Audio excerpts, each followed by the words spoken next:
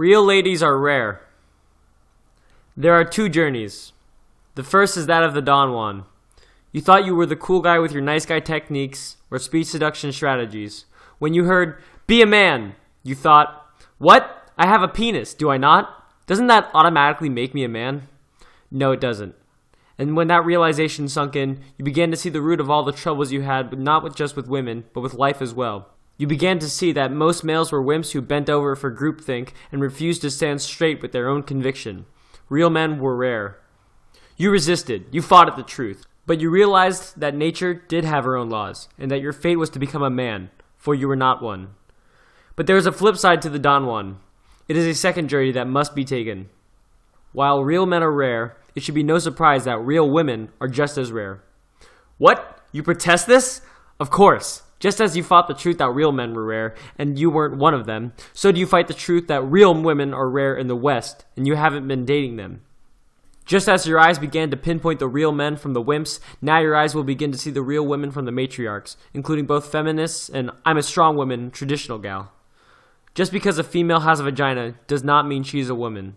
Just as a male having a penis doesn't mean he's a man. Just as real men despise wimpy males, real women despise the matriarchs. Know Pook's golden rule to evaluating a woman. You can judge a woman by how she treats those who will do nothing for her. I know it is hard. It is lonely at the top. The only advantage to mediocrity is that they are in plenty of company. The talented, the original, the movers are very few and alone.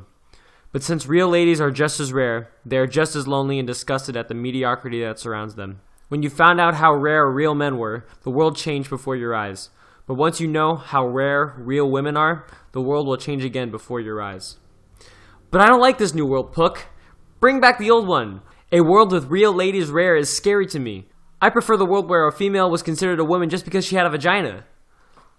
Oh, you terrified mediocrity. Are you a Don Juan because of your narcissism?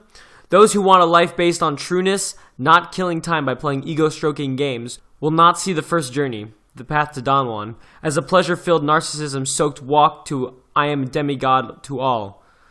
They will see the steps as liberating, but as growing pains. It is painful at first to stop being a wimp, but it is much more liberating. The narcissist-filled wands see the second journey as hellish and even evil, as the wimps do the first journey. Why? It is because it cuts away one's narcissism. You prefer to live in an imaginary world where you are a demigod rather than a real world where things may not be as you want.